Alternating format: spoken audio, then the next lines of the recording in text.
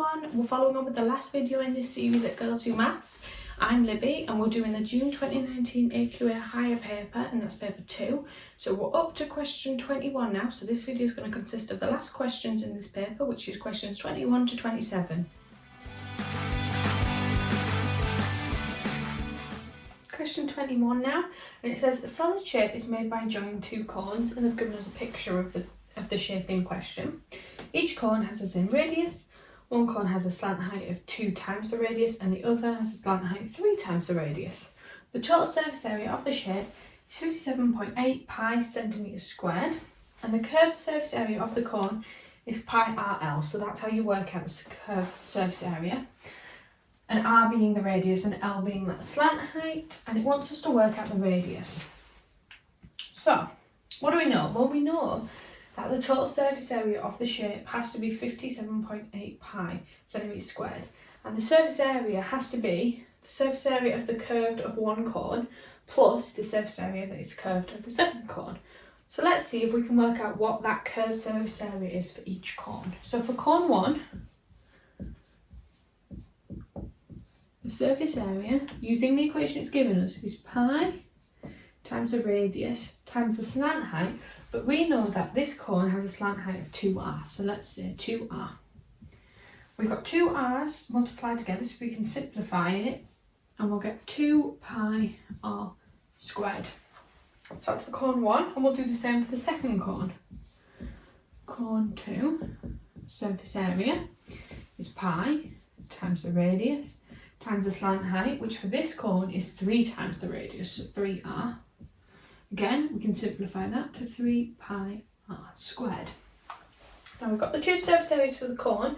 We've been given the total surface area, so we can put those equal to each other. So we know that the surface area of cone 1 and the surface area of cone 2 must equal the total surface area, which is 57.8 pi. Now, let's simplify this and make it a little bit easier. We've got a common term of pi in each section, so we can cancel that. Divide through by pi, get rid of it, make it nice and easy. And because it's told us that the radius in both cones is the same, we can combine this 2 pi r squared and 3 pi r squared to give us, sorry, not pi r squared, just r squared. We can combine that to give us 5r squared equals the 57.8. And then all we've got to do is solve for r. So we divide by 5, 57.8 divided by 5 equals 11.56. We square root to get rid of that square on the radius, and that gives us a radius of 3.4 centimetres.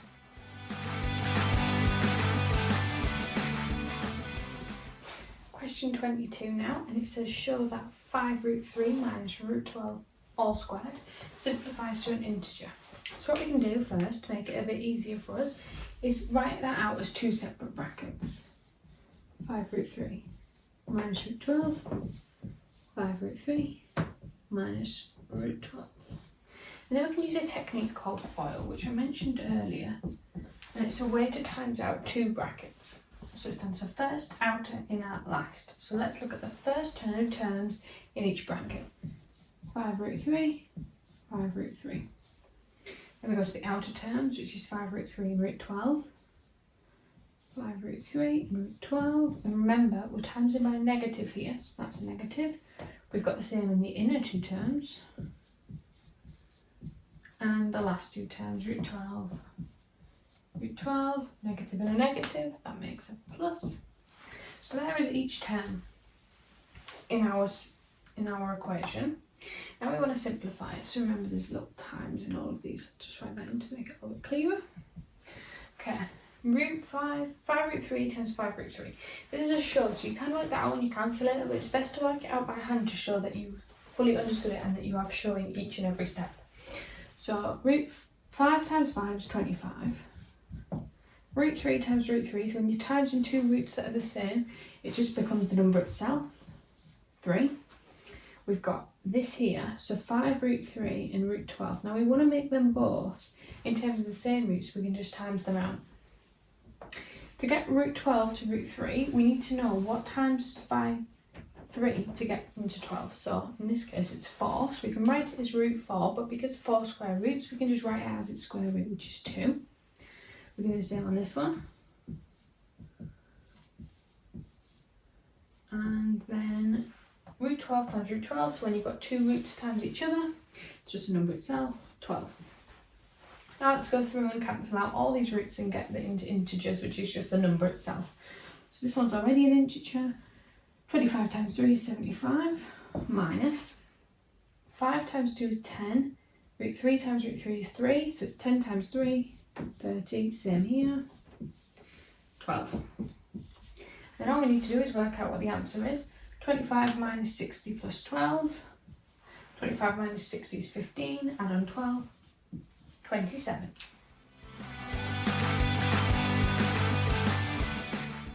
Question 23 now. It says A and B are similar cuboids. The ratio of the surface area of cuboid A to the ratio of the surface area of cuboid B is 16 to 25. It wants us to work out the volume to volume ratio of A to B, and it gives us a range of options for our answer. So this is quite simple because it uses scale factors. So we know that the surface area, which let's just say is x squared in this case, is this for A and this for B. So 16 for A, 25 for B.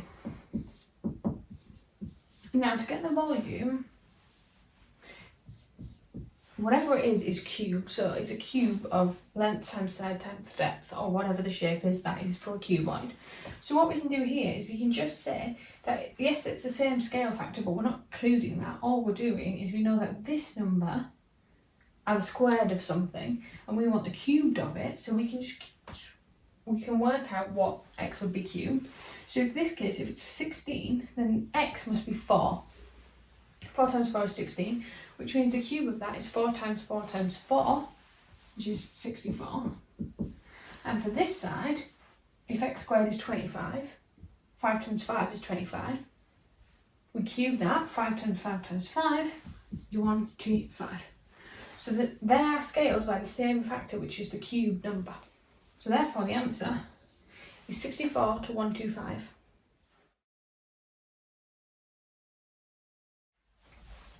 Question 24 says, here is a sketch of the curve y equals x squared plus 4x minus 12. You've got that in your paper. Work out the values of x for which x squared plus 4x minus 12 is less than 0. Give your answer as an inequality. Okay, so what the question is saying is when this is less than 0, really y is less than 0. So we're looking for points in our curve where the y value is less than 0. So basically we're looking for any point under the x-axis. So if these are our 2 points that cross the x-axis, we're looking for all the x points that represent this part of the curve. So to get those, what we do is we will set our equation equal to 0. So that's y equals 0, and that'll get us what these 2 points are. So we've got a quadratic equation here, so we want to factorise it. So we need something that times us to get the second number and adds to get the first. 6 and 2 we can do, so let's try 6 and 2. Negative here, which means one of them must be a negative, one must be a positive. Because we've got plus 4, it must be that. That is our equation. That is our factorised, so the x values is minus 6 and plus 2. So this here is x is 2 and this here is x is minus 6. Now we just need the inequality. So the x values must be between 2 minus 6. So I've written it like that because it doesn't want us to include 0, it just wants anything less than 0. So therefore I've not included the two bounds in the two upper and lower bounds in it. Question 25 has got quite a lot of information. So it says a sample of 50 eggs is taken from farm A. The table shows you information regarding that. The same amount of eggs is taken from farm B, and the histogram shows the information regarding that farm. And the question is, for medium eggs, which is 53 grams to 63 grams, the farm A sample has more medium eggs than the farm B sample. Using the table and the histogram, estimate how many more, and you must show your work. It must be in bold, therefore we must show that. So let's focus on farm A first, because that's the simplest. We've got a table for that one. So the medium eggs are anything between 53 and 63. So if we look on this, 53 to 63 is the first two bands of our frequency. So we want the first two cumulative frequencies. So we want 19 and 8. So farm A had in their sample 19 plus 8, which is 27 medium eggs. Okay, so that's farm A. Now we look at farm B, which is the histogram. So obviously on yours you've got a much better diagram with lines that you need to look at accurately.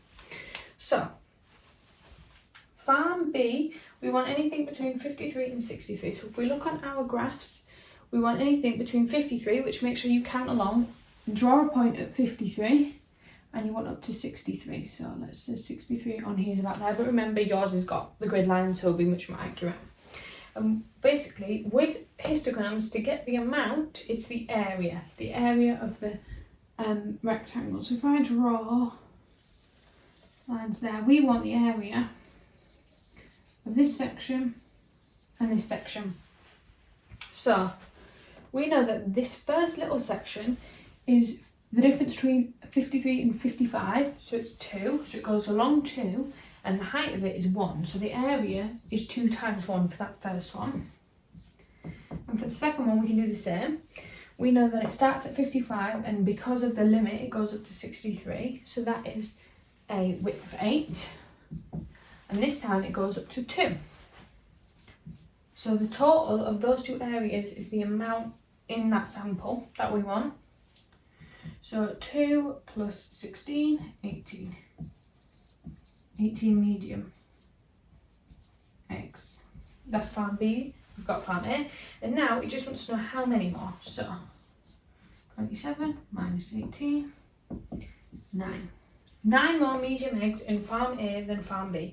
And remember, because it says you must show your working, if you've taken these numbers from your histogram, draw your lines on there with a nice ruler so you can see that that's where you've got those values for. You can add extra annotation if you're unsure.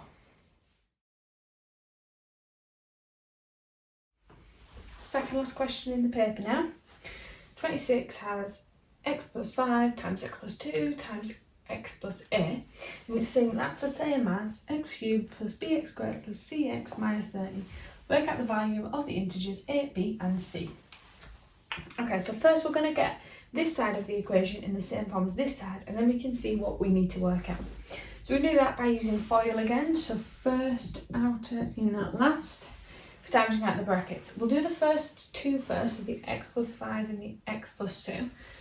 So we times the first two, x and x, we times the outer two, 2 and x, which is 2x, the inner, 5 and x, the last 5 and 2, 10. Simplify that to x squared plus 7x plus 10.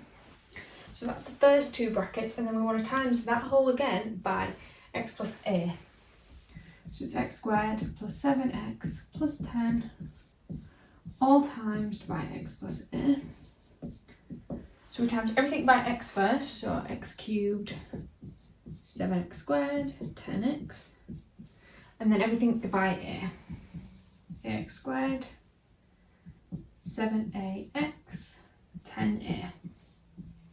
Okay, so that's quite long, but that's okay. We now have that, and we want to equal it to that. So let's simplify this slightly, just so we can see it a bit clearer. So let's group like terms. So we have the 7x squared there and an ax squared there. So we can take out the x squared and just put 7 plus a. 10x and 7ax, so we can take out the x and put 10 plus 7a. And we just have a 10a, so we can just add that at the end. Now, it has told us that this has to be the same as this, so each of these terms must equal each other. That means x cubed is the same as x cubed, we agree. Looking at the x squared terms, 7 plus a x squared must be the same as b x squared. X terms, 10 plus 7a x must be the same as cx, and minus 30 must be the same as 10a. So here we have a number of simultaneous equations that we need to solve. So we can solve this bottom one first because it only has one unknown, which is A. So we move the 10 across, we divide by minus 30 divided by 10 minus 3. We now have A, so we can move that into one where there's another only one unknown. So remember, we're not interested in these. These are the same on either side, so you can cancel them. So we're left with 7 plus A is B, and 10 plus 7A is C. So we'll start with the top one. 7 plus A equals B. We know A now is minus 3. B must be 7 minus 3, 4. We now have B. Now we can go to the next one for C. 10 plus 7A equals C. A is minus 3, so 7 times minus 3, C. So C is 10 minus 21. So because obviously it's minus 3 times 7, that makes minus 21. We do 10 minus 21 is minus 11. So we therefore have our answer. A is minus 3, B is 4, and C is minus 11. And the last question in this paper now is 27. It says the function of x equals 2x over 5 minus 1. And it wants us to work out the value of the inverse function of 3 plus the function of minus 0.5. Okay, so let's work out these two terms separately first. We'll start with this second one, which is a little bit simpler. F of minus 0.5. So remember, when that number there is basically x, so we just need to plug x in and we'll get the answer. So we're going to call the answer y. Y is 2 times that minus 0.5 over 5 minus 1. So let's look at this. 2 times minus a half is minus 1 over 5. So let's write minus 1 over 5 minus 1. And that simplifies to minus 1.25. 1.2. Remember, you have your calculator. And then let's look at the inverse function. So this one's a little bit more complicated. The inverse function is basically now saying that the answer is 3. So in this case, y is 3. So what we want to do is we want to work out what x value, so what function would give us the answer of 3. So we want to set our equation equal to 3 and solve for x. So we move the 1 across, that becomes 4. 2x. Move the 5 up, we times by it, we get 20. 20 divided by 2 is 10. X in this case is 10. So we now know what the inverse function equals. The inverse function equals 10. The function of minus 0.5 equals 1.2. So therefore, to get our answer, we do 10, which is that first one we worked out, plus this one, which is minus 1.2. So the answer in this case is 8.8. Okay, we've done all the questions now, so we've finished paper 2. Next up it's paper 3, and that'll be next week with Alex. Thanks for watching.